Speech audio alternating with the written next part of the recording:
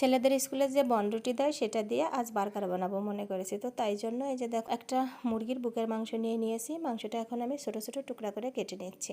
তো তারপরে এই যে একটু পেঁয়াজ কুচি দিয়ে কড়াইতে তেলের পরে দিয়ে দিয়েছি পেঁয়াজ কুচি। পেঁয়াজটা একটু সুন্দর করে হালকা নরম হয়ে আসা অবধি ভেজে নেবো। তারপরে 1 চামচ মতো আদা রসুন বাটা দিয়ে দিলাম। তারপর কিন্তু পরিমাণ মতো আমি লবণ, হলুদ, জিরার গুঁড়া, তারপরে একটু শুকনো লঙ্কার গুঁড়া সবকিছু দিয়ে সুন্দর করে কষিয়ে নেব। তো রান্না করতে করতে কারেন্টটা চলে গেছে।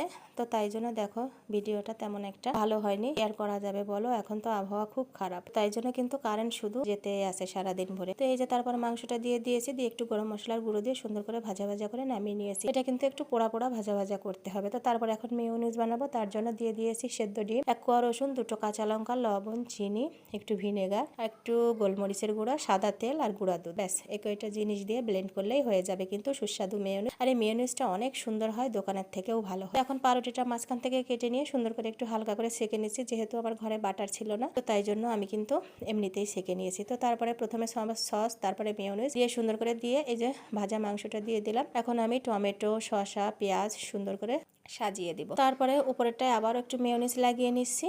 নিয়ে এখন এই যে রেডি হয়ে গেছে। কি বলবো, এতটা সুস্বাদু হয়েছে। কিছুদিন আগে দোকান থেকে এনে খাইয়েছে।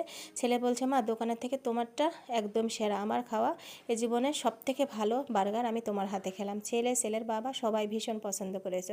তো ছেলে বলছে, মা এভাবে করে মাঝে মাঝে কিন্তু আমাকে বানিয়ে দিবে। বিশ্বাস করো, এতটা সুন্দর আর এত টেস্ট হয়েছে, কি বলবো। আমি কখনো ভাবতেই পারিনি যে আমি এত সুন্দর বার্গার বানাতে পারি। তো যাই হোক, তোমরা ওইভাবে করে বানিয়ে খেয়ে দেখো। তো আজকের ভিডিওটি এ পর্যন্তই। দেখা হবে অন্য কোনো ভিডিওতে। সে পর্যন্ত সবাই ভালো থেকো, সুস্থ থেকো। ধন্যবাদ।